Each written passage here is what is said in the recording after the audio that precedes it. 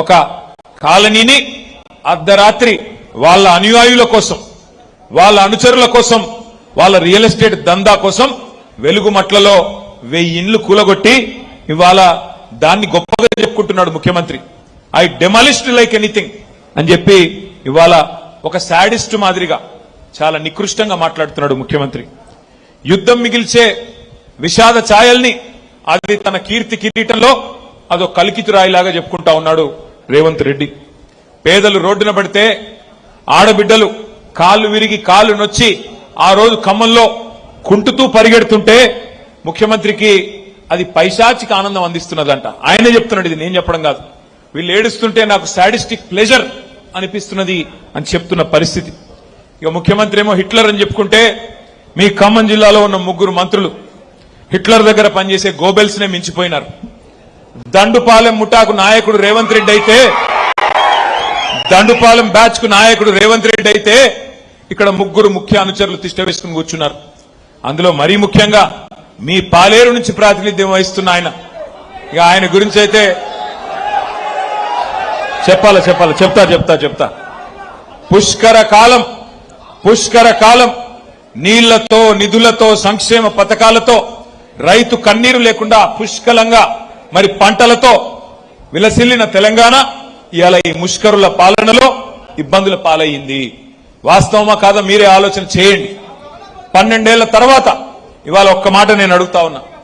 ఒకవైపు రాష్ట్ర రెవెన్యూ మాత్రం పడిపోతా ఉన్నది, రాష్ట్ర రెవెన్యూ తగ్గుతున్నది. కానీ రెవెన్యూ మంత్రి గారి అవినీతి సామ్రాజ్యం మాత్రం 100,000 రెట్లు పెరిగిపోతా ఉన్నది. నేను చెప్పింది కరెక్టేనా?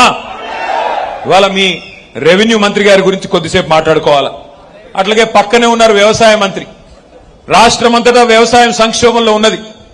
రైతు బంధు లేదు, యూరియా లేదు, ఇంత పోని కరెంట్ అన్నా సరిగ్గా ఇస్తారా అంటే కరెంటు లేదు.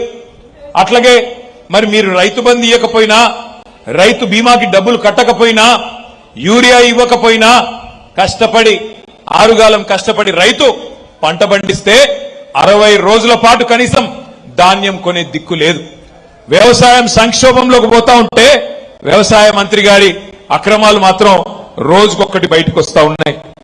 అట్లాగే ఒకవైపు రాష్ట్ర ఆర్థిక వ్యవస్థ కుప్పగూలుతుంటే ఆర్థిక మంత్రి, డిప్యూటీ సీఎం గారి ఆదాయం, కమిషన్ల దందాలు మాత్రం జోరుగా జరుగుతా ఉన్నాయి.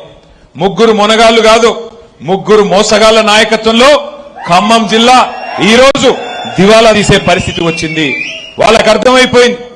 పాలేరులో ఇక్కడ వస్తున్న స్పందన, పాలేరులో ఇవాళ కందాల ఉపేందర్ రెడ్డి గారిని గుర్తు చేసుకుంటున్న పద్ధతి, ఇది చూస్తా ఉంటే వాళ్ళకు అర్థమైంది.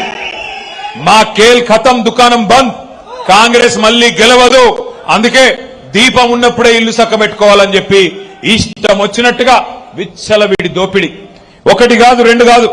మీ బాంబుల మంత్రి గురించి చెప్పాలంటే పొంగులేటి కాదు, ఆయన పేరు బాంబులేటే. ఆయన గురించి చెప్పాలంటే ఎంత సంపాదించాడంటే ఆ నోట్లు లెక్కబెట్టే మెషిన్లు ఉంటాయి చూడు, నోట్లు లెక్కబెట్టే మెషిన్లు కూడా అలసిపోయేంత అక్రమ సంపాదన మీ మంత్రి గారు. 1 కాదు 2 కాదు, తెగించినాడు. నేనేదో ఊరికే చెప్పడం లేదు. ఇప్పుడే ఒక చిన్న వీడియో కూడా మీకోసం తెచ్చినా, ఆ వీడియో కూడా మీకు చూపెడతా. పొంగులేటి గారి అవినీతికి సంబంధించిన వీడియో వేయాలమ్మా.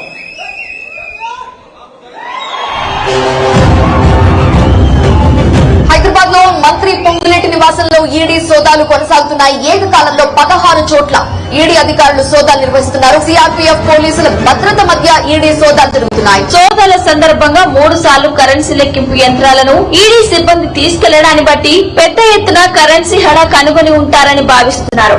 పొంగులేటి కుటుంబ సభ్యుల ఇళ్లలో